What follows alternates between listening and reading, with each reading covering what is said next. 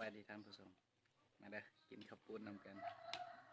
โอ้ยน้ำน้อยเนาะน้ำน้อยข้าวปุ้นหลายบดแซ่บ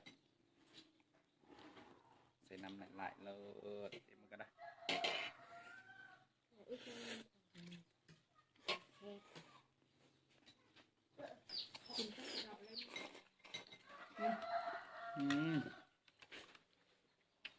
แบบนี้แซ่บเลยเสียบเลย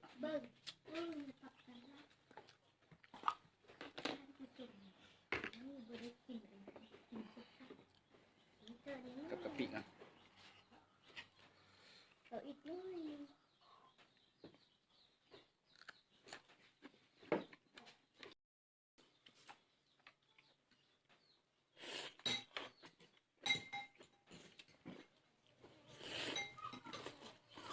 เนื้อข้าวปุ้นนะบ้าง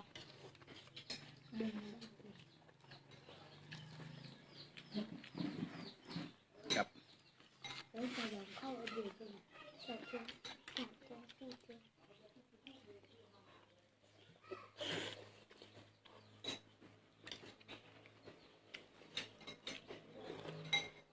กับมะเพชรจ้ะ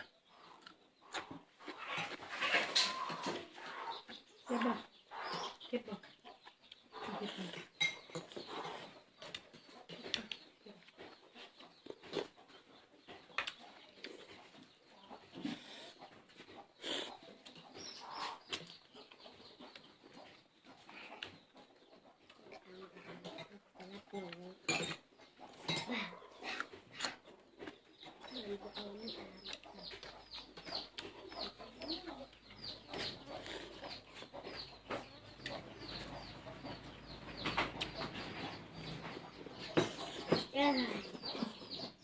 จุ่มดีบ้าเลย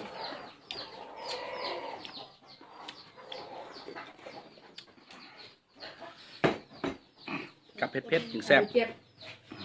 อันนั้นต้ม กับใหญ่ๆเลย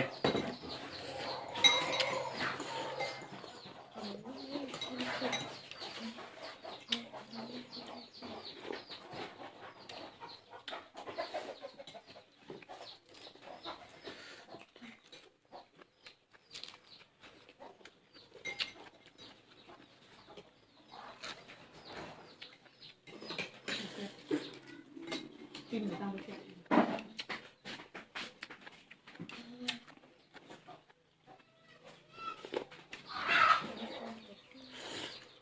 ลูกเชื่อเลย เค็ม มันใช่ไหมมันได้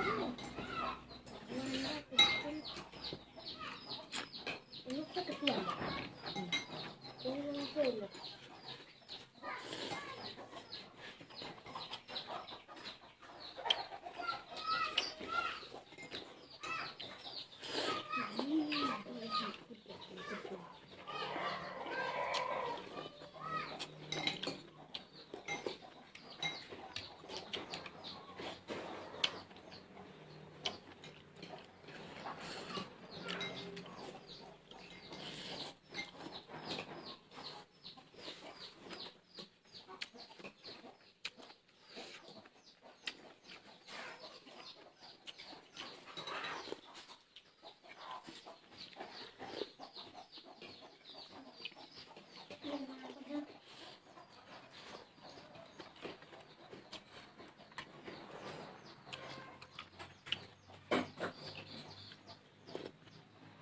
สำหรับคลิปนี้ก็